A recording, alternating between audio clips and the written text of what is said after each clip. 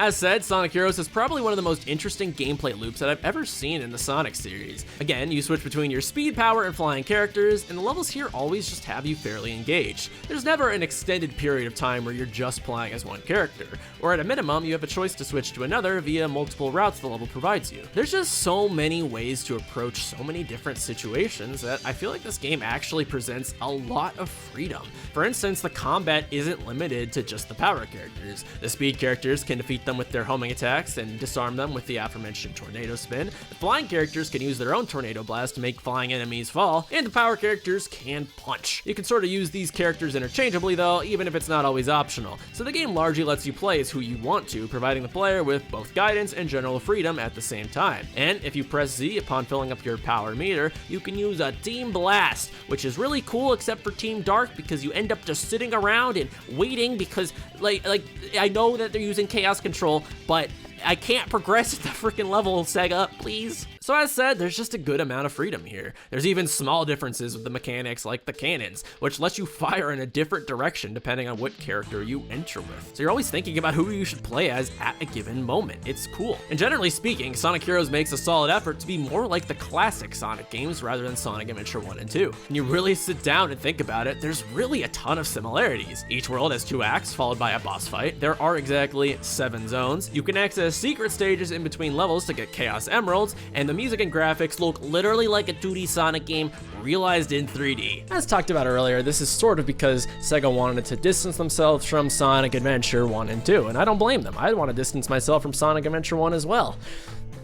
Okay, that's the last Sonic Adventure 1 joke. Like, this video already made so many people mad. Like, at this point, it's just the cherry on top of the gravy. Throughout the levels, you are able to level up your characters as well, upon touching a glowing orb in increments of 3. I like this system because you can seriously tell the difference between being at tier 0 and being at tier 3, but if you are at tier 0, it's not like the game suddenly becomes unplayable either. There's just an overall incentive to play well in Sonic Heroes, and it's something I feel works well most of the time. Please note the most of the time. Yeah, so here's the thing about Sonic Heroes. It's a really finicky game. For instance, to attack as your power characters, you usually find yourself mashing the B button to fight the enemies. And then your character, being the literal clown that he is, will sometimes just punch right off the edge to your very demise. Bam! Screwed over, and that's just not my fault. And unfortunately, taking a death in Sonic Heroes can be fairly punishing. There are a healthy amount of checkpoints, don't get me wrong, but upon a death, you lose all of your level ups. And while the game is still playable in that mode, it can feel like a huge setback to be playing out of your frickin' mind and then be back to playing like a scrub over something that isn't your fault. And of course, I'd have to be crazy not to talk about the fact that Heroes is one of the slippier Sonic games to this day. I do think people overextend this argument. It's not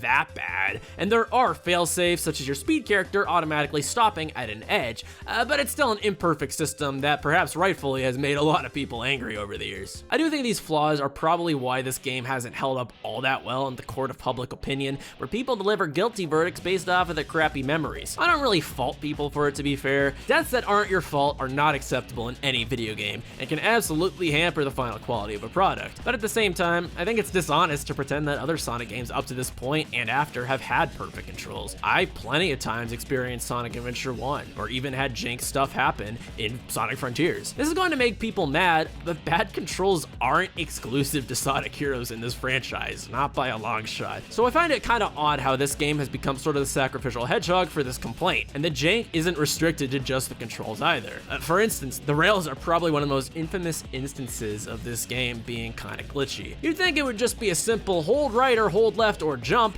and sometimes it is and more cleanly, and then sometimes you just jump off into an endless abyss to the depths of hell because the game felt like it. To get around this, I usually would just ride these as the flying characters. So if there's any unfair discrepancy between my controls and what's happening on screen, I can cheese the game back because sometimes it's just how you have to deal with life. But that is in no way a fair substitute for a player to have to pick up on, and not to mention it just looks stupid. And I got my own complaints too. I've never seen anyone talk about these specifically, but I hate this goddamn switch switches that just fly in the middle of nowhere. You obviously are supposed to use your flying character to latch on and pull it out, but actually grabbing upon these feels incredibly finicky, and then start feeling yourself go insane, going up and down, mashing the B button worse than a Mario Party minigame. Or how about these aforementioned fights between the teams? You literally can just sit here and mash buttons, and stuff certainly will happen on the screen. I'm pretty sure you could win one of these blindfolded. Sometimes you'll knock everyone off in sheer moments, and sometimes they just won't die at all. And it's like, did anyone even bother testing these? And like, I've said that before, and some reviewers say that line is like a half sarcastic joke, like, oh, the game isn't tested, ha ha ha. But no,